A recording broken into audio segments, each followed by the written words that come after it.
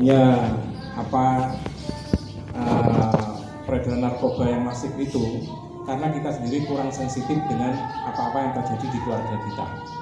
Seperti apa yang diceritakan oleh Bapak-bapak tadi. Apapun yang namanya narkoba itu bisa dilakukan dengan cara apapun. Karena apa? Bohong saja berani mati. Karena saking besarnya nilai rupiahnya.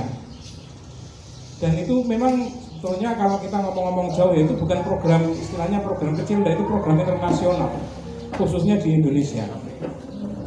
Kalau mau menghancurkan Indonesia khususnya pakai bom dan lain sebagainya, itu dia bermodal tinggi, harus punya nyali tinggi lawan Indonesia itu karena tahu sejarahnya. Historisnya orang Indonesia bagaimana tahu. Tapi kalau sudah pakai narkoba, kamu bondo sendiri untuk menghancurkan dirimu sendiri. Misalkan seperti orang kena narkoba ya, sudah kena sabu-sabu atau kena yang lainnya, itu dia bondo sendiri, beli-beli sendiri, dimakan-makan sendiri, keluarganya hancur sendiri. Ya, seperti yang diceritakan oleh Bapak tadi mengenai perang candu yang ada di Cina itu. Untuk menghancurkan Cina didodoli candu tok. Wong Cina tuku-tuku dhewe mendem-mendem kabeh dhewe, negarane rusak dhewe kabeh tanpa bondo menghancurkan. Itu ilmu itu sampai sekarang dipakai itu. Nah, makanya itu kalau kita tidak ingin keluarga kita rusak dan lain sebagainya, kita harus sensitif dengan keluarga. Ada perubahan apa dengan anak kita, dengan saudara kita yang sifatnya yang aneh, yang tidak masuk akal terhadap jenengan. Mungkin jenengan yang desa ini masih bisa normal lah. Kalau ada keluarga-keluarga yang dari luar, yang dari misalkan dari Surabaya luar kota yang bagaimana itu, jenengan tindak tanduknya itu bisa teliti, bisa sensitif. Artinya kalau ada keadaan-keadaan yang sifatnya dengan tradisi kita atau kebiasaan kita kok tidak normal, itu perlu kita curigai. Karena sangat licin sekali. Saya tuh punya banyak teman yang kayak gitu, Pak. Saya itu sobone aku morak-marik, Pak. Iya. Apalagi kalau saya itu yang lebih parah lagi. Kalau saya itu dulu kan kerjanya saya itu di hasil laut, Pak, khususnya di Medan, di Tanjung Balai itu. Itu namanya sabu-sabu itu dijual tuh tidak gram-graman, sedotan itu ada. Sampai punya uang 20.000 cukup. Sampai orang yang kerja di sawit itu loh, itu tidur di bawah sawit itu karena apa? Dia nyabu. Dia itu menjualnya itu dengan cara apapun. Maaf yang di sana itu, wah, kalau lihat itu ngeri sekali orangnya di sana itu. Itu jadi tidak ada istilahnya ya, perbedaan antara manusia dan hewan sudah tidak ada. Apa yang dia inginkan ya itu yang dijalankan. Karena otaknya sudah tidak normal. Ya alhamdulillah di desa ini alhamdulillah masih aman lah. Seperti yang saya katakan tadi Bapak, jangankan apa istilahnya kan khususnya apa ya, kalau di Tuban ini kan masalah toa itu kan memang sudah tradisinya ya. Itu kalau khususnya di desa Jenggolo ini Pak, jual di warung saja tidak ada Pak. Bukan saya itu istilahnya muji desa Jenggolo, memang begitu, sangat religi sekali. Makanya kalau di desa Jenggolo tadi misalkan seperti Pak Nasikin ngomong yang namanya apa nggak kenal namanya apa itu pantas Pak. Memang nggak kenal betul, bukan apa, tapi takutnya saya kalau sudah terkontaminasi dari luar Pak. Itu yang saya takutkan. Seperti tadi itu Bapak bilang masalah seperti ada paketan dan sebagainya, itu sangat mendidik sekali. Ya sekarang kan apa-apa itu sekarang pakai online itu Pak ya. Itu masalahnya kemarin saya juga baca di koran, bukan saya tahu sendiri. Itu ternyata orang yang dikirimi barang dia tidak tahu tapi dia terima, difoto, itu secara hukum salah sudah Pak ya. Permasalahannya di situ. Nah itu tidak diketahui secara hukum, orang khususnya di Jenggolo itu tidak paham masalah hukum itu. Contohnya jenengan misalkan terima paketan sama yang kirim paket difoto, ternyata itu isinya narkoba. Pak polisi ngerebut jenengan itu salah secara hukum.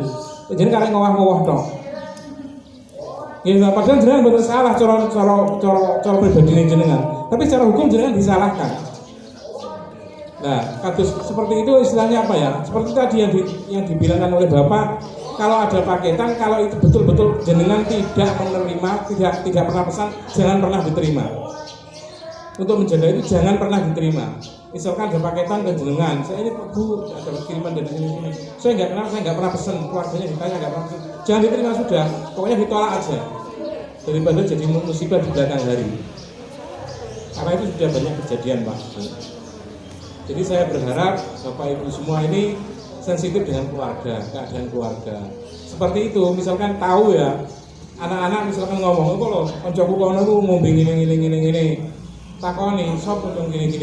Paling tidak berita ini sudah jadi acuan jenengan.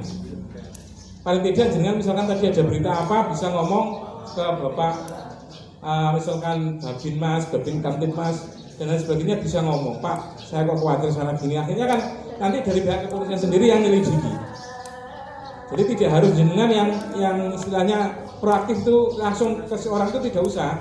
Jadi ada gejala seperti itu jenengan lapor saja, insya Allah kerahasiaan jenengan dijaga secara hukum, dijaga seperti itu.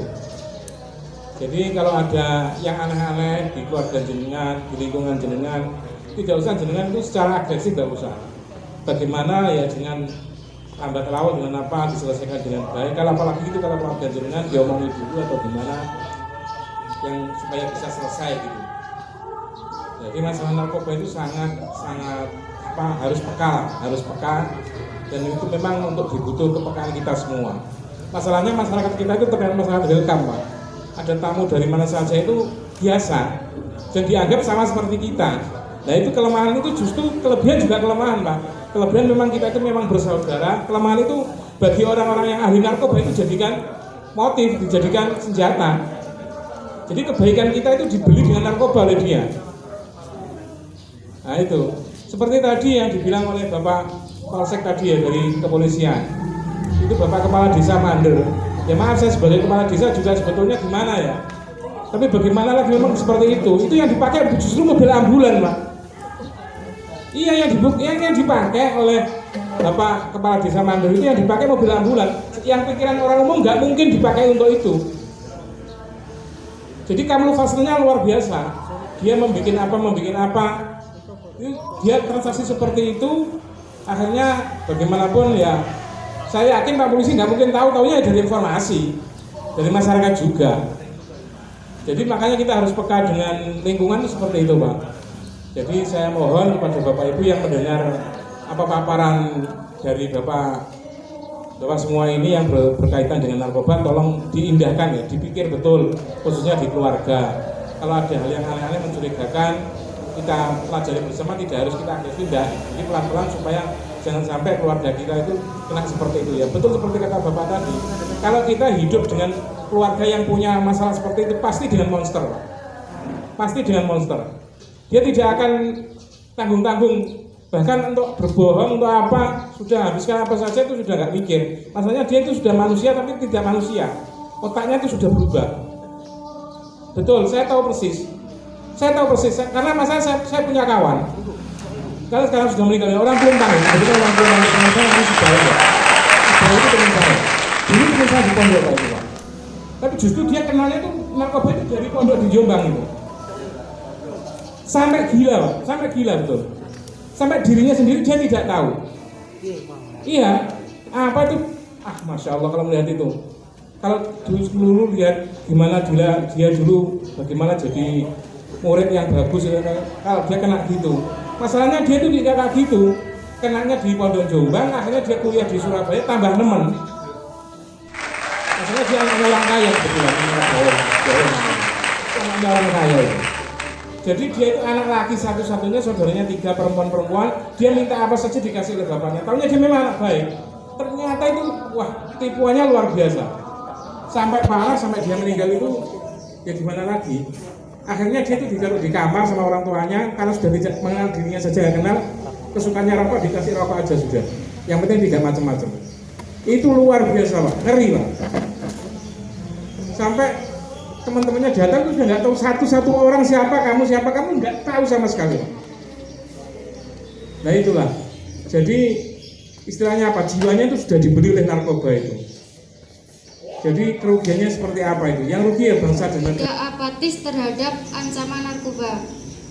Karena yang sering saya ketahui di luar sana untuk pemuda-pemuda, meskipun mereka itu sudah dikasih ancaman hukuman mati ataupun gangguan jiwa, sampai tadi yang dikatakan Bapak Yusuf bisa direhabilitasi, itu seakan-akan tidak mempengaruhi mereka, tidak ada rasa ketakutan. Nah itu bagaimana cara menumbuhkan kesadaran secara perlahan agar mereka itu sadar akan tentang bahayanya narkoba. Sekian dari saya. Assalamualaikum warahmatullahi wabarakatuh.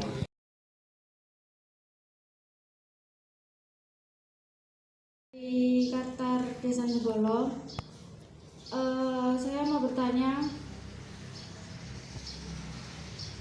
apakah menumbuhkan bagaimana tidak apatis terhadap ancaman narkoba?